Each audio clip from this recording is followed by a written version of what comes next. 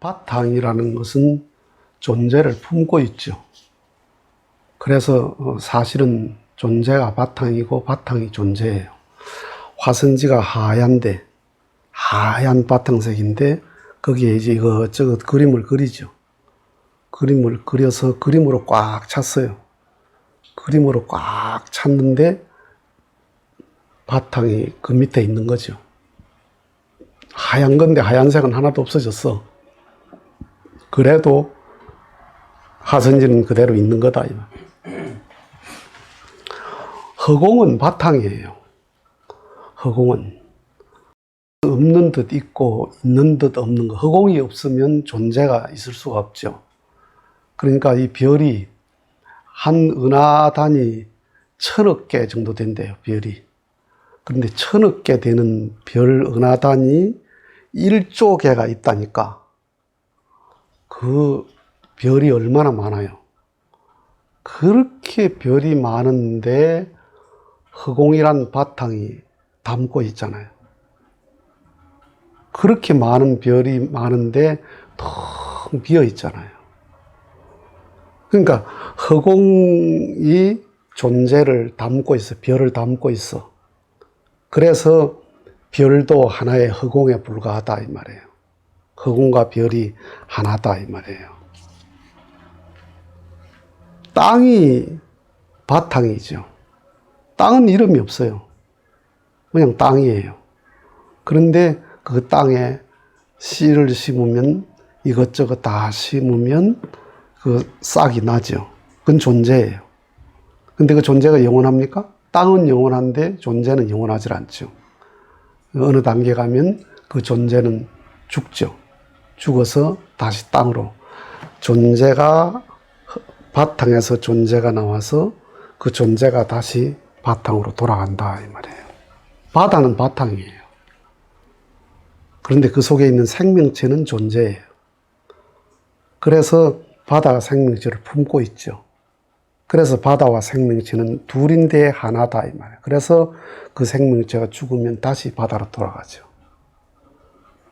이 전부 바탕과 존재는 둘인데 하나다 이 말이에요.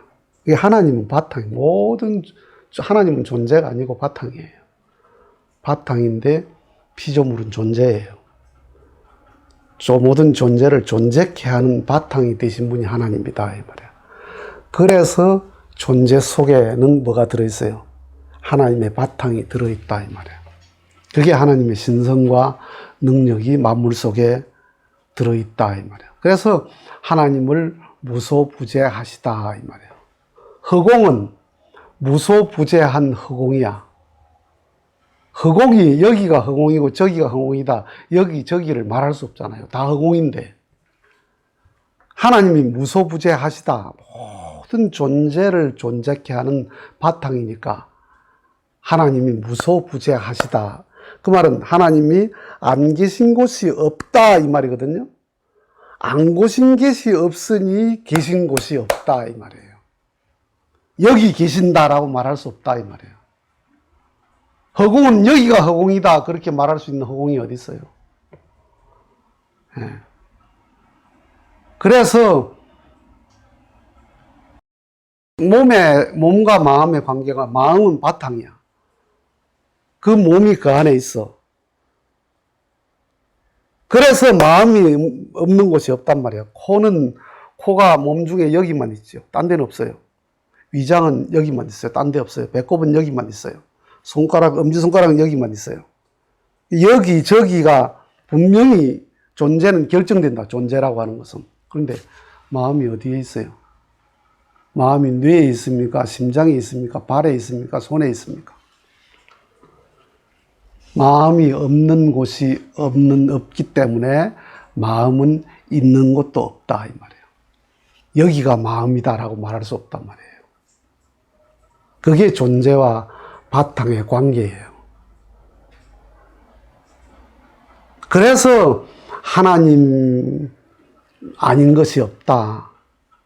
하나님인 것도 없지만 하나님 아닌 것도 없다. 이게 하나님이다. 그렇게 꼭 집어서 말할 수가 없단 말이에요.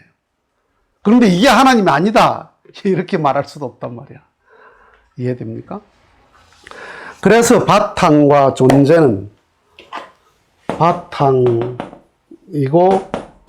존재는 둘이면서 하나다. 둘이면서.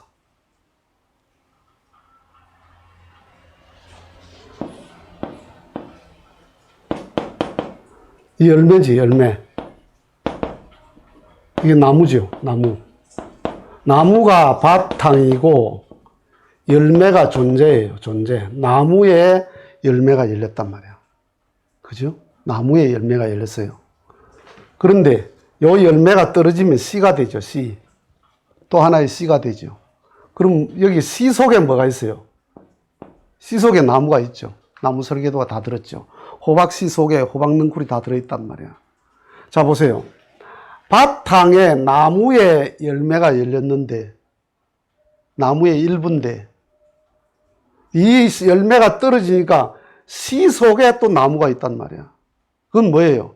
씨가 바탕이고 나무가 존재잖아요. 씨가 나무를 품고 있잖아. 나무가 열매를 품었는데 열매가 나무를 품었잖아요. 그러니까 뭐예요? 바탕이 존재고 존재가 바탕이다 이 말이에요. 예. 닭이 있어, 닭. 닭이 있어, 닭. 닭 속에 알이 있잖아요, 알이. 암탉 속에 알이 있어. 그러니까 닭이 바탕이고 알이 존재라, 존재. 존재. 그런데 알 속에 또 뭐가 있어요? 닭이 있단 말이야. 알을 품으면 닭이 나오죠. 그러면 여기는 뭐예요? 알이 바탕이고 닭이 존재잖아요. 알이 전부고 닭이 일부라. 여기는 닭이 전부고 알이 일부란 말이야. 존재와 바탕이 하나다 이 말이야. 둘이 아니다. 남자의 몸속의 정자는 남자의 몸의 일부예요, 생물학적으로. 그런데 그 정자가 남자와 하나 되면 그 정자 속에 그 남자의 설계도가 다 또 들었잖아. 몸이 바탕이고 정자가 존재인데 그 정자 속에 정자가 바탕이고 그 속에 사람이란 존재가 또 들었단 말이야. 그래서 하나님이 존재의 바탕이지만은 존재 속에 하나님의 신성과 능력이 그대로 녹아 들어있기 때문에 하나님 아닌 것이 없다 이 말이에요. 하나님의 신성과 능력이 그 속에 계신다 이 말이에요. 그래서 중화라는 거예요.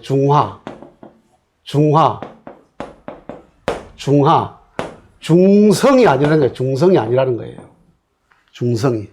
중성은 뭐냐면 양성도 아니고 음성도 아니고 그건 중성이고, 중화는 양성과 음성의 독립된 성질을 가지고 있는데 완전한 조화다 이 말이에요. 완전한 하나다 이 말이에요. 중화라고 하는 것은.